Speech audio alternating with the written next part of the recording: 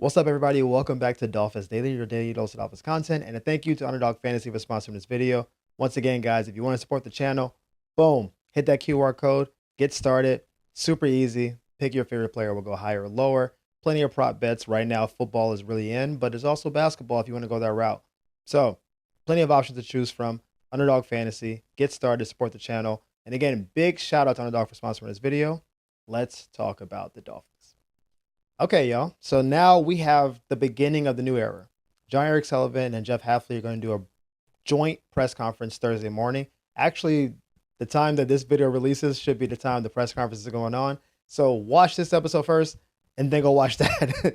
Just order priority. The joint press conference is really the first time for you to see from and hear from the people themselves who are going to be leading this team going forward.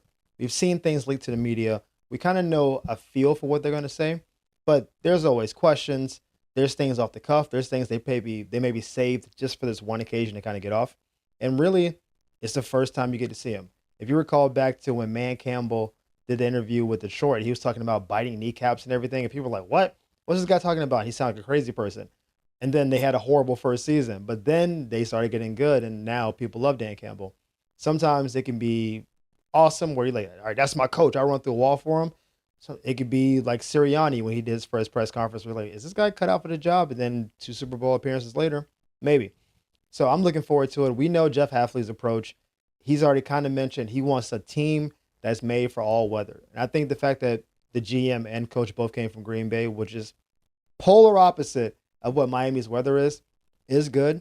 Jeff Hafley being a defensive guy, I think defensive coaches tend to be more about let's go get them, let's like run through a wall because that's what defense is. Very few defenses are played that aren't physical, at least not good defense. You got to knock somebody in the mouth. That's what good defense is. So if the goal is to be a tough physical team that's made for all weather, then you're probably going to hear during a press conference a very like intense kind of focus. They may address what they're going to do in the draft. We're going to do that a little bit later in the show today. And just really laying out what the team is going to look like. Again, the offseason is all about hope. You're just hoping that, all right, we're going to free up some cap money, or we're going to draft these guys, or re-sign these people, or that guy used to be on our team and left, and maybe we can bring him back. It's all of that. But when you have a new regime, then it's also, they don't have the stink of the old regime on them, right? Part of the issue with Chris Greer is that he had the previous year, and the previous year, and the previous year on top of him. Coach McDaniel was like, okay, you came in as the wonder kid, and now it's like, are you still that guy, or did you lose your touch because you remember them from the past years? There's a blank slate for Hafley and Sullivan. Like, we know what they did in Green Bay, but it's a whole different organization, whole different team, different ownership structure. We can't necessarily apply that to what they're going to do here. It's possible that they had their own handcuffs. I mean, Sullivan was the assistant GM, so it wasn't like he was making the calls. He may have been in the room, but it wasn't his final decision. Jeff Hafley was the DC, and Matt LaFleur, as you see, is a pretty powerful coach. So maybe he has some input in some things, but he didn't get to put his stamp on it for sure. This is going to be a time for him to step up and really tell what they're going to do. And I'm looking forward to hearing it because I think it's going to really, it might do better in turning some people who are kind of like on the fence right now. Like, you guys know, this wasn't my number one choice, but if I see the conference and be like, okay, press conference, he's talking like that's my coach, then I'm gonna come out here and say that's my coach, and we're gonna ride. Once again, Anthony Weaver has gotten another job request, like, or at least interview request, not a job request. The Buffalo Bills have requested to interview Anthony Weaver for the head coaching position, which I think is interesting. They have to know Anthony Weaver as well as almost anybody because they've played against him for the last few years. And I think their previous coach was defensive minded. I do not believe, once again, Anthony Weaver will get this job. I know he's interviewed twice with Baltimore. I don't think he's getting that job. I don't think he's interviewing with Buffalo. I think this feels like a Rooney Rule interview. I think they may be looking at him to be their DC, which is totally a possibility. But I don't think he's going to be a head coach. I think Buffalo's coach is going to be an offensive-minded guy. They have Josh Allen, who's turning 30 this year, which is crazy. And I think they realize, hey, tick, tick, tick, tick, tick, tick, tick. The clock is ticking. Like, Mahomes is 30, off an injury. Burrow got beat up last year. Lamar got beat up last year. We got to win right now. I don't think Anthony Weaver is their number one choice. I don't think he's probably even in the top five. But I do think they want to get him in a room and hear from him. And I'm sure they're like trying to, mine out what you would do with our defense and that kind of stuff.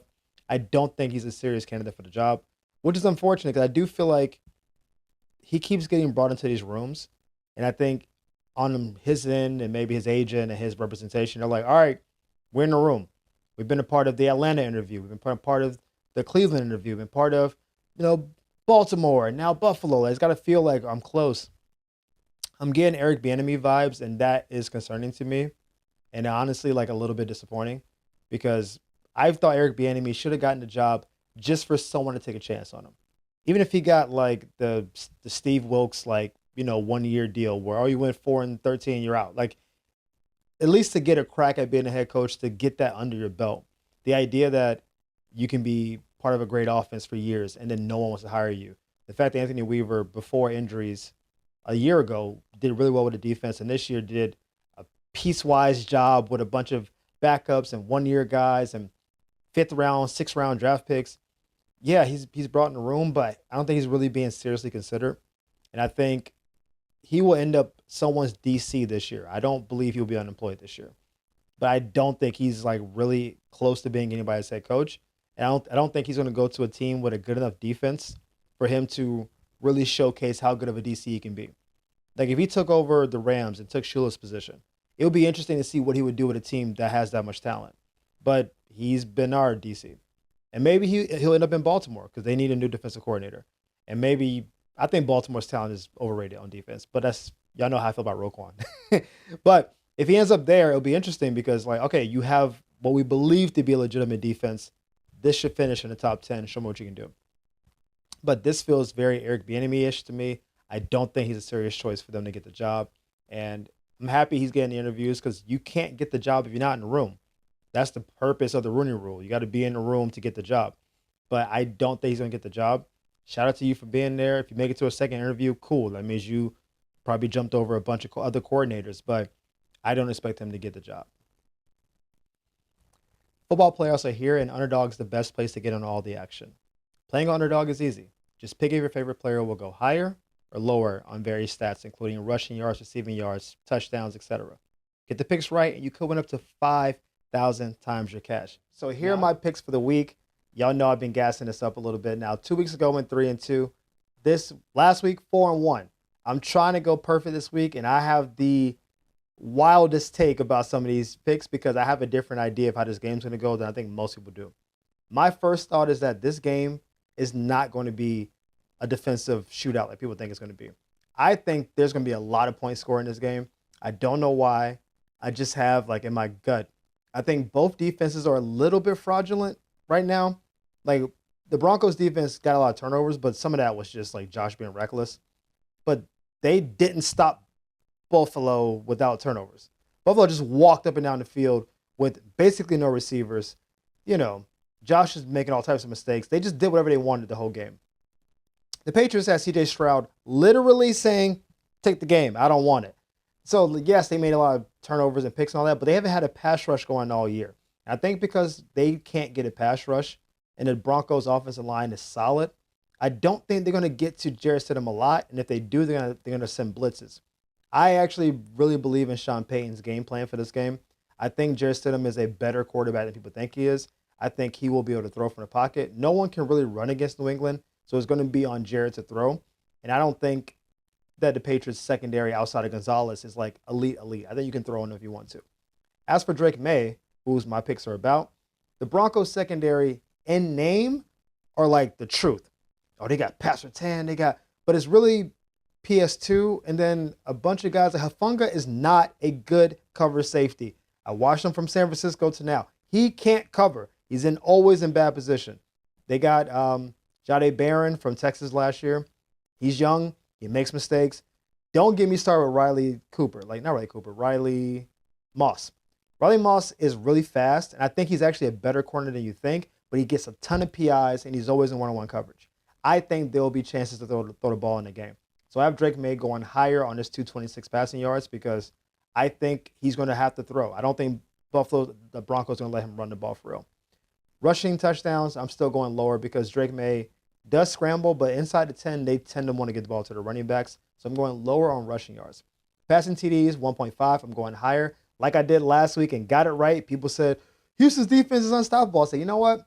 I think he's getting 2 touchdowns. And guess what? He got 3. So I'm going over there. Rushing yards is where I'm kind of pulling back again. He only had 10 last week, but the week before he hit his number. I think the way the Broncos pass rush is they typically rush 4 and they rush really wide. Okay, Nick Bonito and Cooper. I don't know what Cooper's first name is, but they rush wide. And so you have to flush the pocket forward. And Drake May would basically be one-on-one with Alex Singleton, who's the middle linebacker for the Broncos. He's going to get flush up the middle, and if he can beat him, they typically play man or some kind of matchup zone in the back end. There will be space to run. If you can get past that linebacker, there's room to run. I think a few times he'll run and get 1 or 2 yards. I don't think he's going to just break a bunch of yards all game. I think there'll be 1 or 2 times, though, that he gets past that linebacker. The DBs are 25, 30 yards down the field in man coverage, and there's going to be lanes to run, and he'll run, get out of bounds, run, and get down. I think he's going to have actually closer to 50 yards rushing, so I'm going higher on the rushing yards. As for picks thrown, Drake May is more of a fumbler than a pick guy. Like, he doesn't throw a ton of picks. But I just feel like in this kind of game, I'm not saying it's nerves, but last week I saw nerves. The weather also wasn't good. But I saw a more nervous Drake May than I've seen all year. Clearly they were getting to him, and he fumbled 3 times. I mean, it wasn't like he was being good with the ball. I think there'll be a play in this game where the ball gets tipped. Usually, like, the D lineman might tip at the line of scrimmage. I'm not saying he's going to make a bad decision. I just think at some point he's going to throw a pick in this game. Either they're going to be down, he's going to force the ball, or just the Broncos defense actually, like, bucking up at one point. So I'm going to go over the 0.5 picks. I'm going to go higher on the 0.5 picks. So let's recap. 226.5 passing yards, I'm going higher. 0.5 rushing touchdowns, I'm going lower. 1.5 passing touchdowns, higher. 31.5 rushing yards, higher. And of course, 0.5 interception thrown, I'm going higher. Normally I go lower on these. I'm going high today. And listen, we'll see who's right. But I know I feel less confident about this than the last 2 weeks. Last week I felt pretty confident. This week I'm like, this might be a 3-2 week. But most people think it's going to be a low scoring game. I don't think it's going to be. I think both teams get into the mid-20s. And we'll see what happens. So what are you waiting for? Download the app today and use promo code FOOTBALLFAN to score $75 in bonus entries once you make your first $5 play. That's promo code FOOTBALLFAN. Underdog, make picks, win some money. Must be 18 plus. 19 plus in Alabama and Nebraska. 19 plus in Colorado for some games. 21 plus in Arizona, Massachusetts, and Virginia. And present in a state where Underdog Fantasy operates. Terms apply. See assets.underdogfantasy.com/play and get terms DFSTML for details. Offer not valid in Maryland, Michigan, New Jersey, New York, Ohio, and Pennsylvania. Concerned with your play? Call 1-800-GAMBLER or visit www.ncpgambling.org. In New York, call the 24/7 helpline at 1-877-8 or text from 467-369. I saw this report today and I had to talk about it. This better not be true. Let me just say that out the gate. This better not be factual. I saw a mock draft that had Ty Simpson going to the Dolphins. Had to talk about it. Y'all know I like Alabama players generally, especially coming to Miami, because I believe in what the previous like Nick Saban era was about. Kalen DeBoer, not sure yet. Well, let's give it some years, right? But I think Ty Simpson is a destined backup quarterback. Let me say that with no shade to Ty. He waited his turn to get the job. He stuck it out. He didn't go in the portal. He did all the right things. I do not believe that he's an NFL starting quarterback. I'm saying that unequivocally 10 toes down. Now, y'all know I'm King SEC. So I watched the games. Ty Simpson, the first 7-8 games of the year, was balling.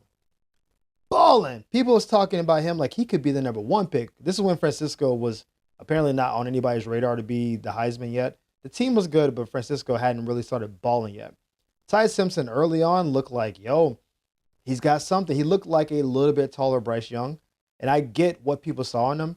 But I saw it and I was like, I don't know. I don't feel the juice. In the last half of the year, including the final game, I was just like, whoa, this dude just burned his draft. I honestly thought he was going back to school because I thought he had plummeted so hard in the draft. And to my unbelievable surprise, he said, nope, still going pro. Now, that may have been a smart move for him financially because Every other quarterback that would have come out this year said, I'm good. We thought Dante Moore was going to come out and be number 2 quarterback. He said no. Like John Mateer said, nope, I'm staying in school. And everyone else, like Maiva, like they all just said, I'm staying in school. And so now Ty Simpson might be the second quarterback off the board, which blows my mind. It blows my mind. He is not a second quarterback off the board guy, and he could possibly go in the top 10. Bruh, it's crazy to me.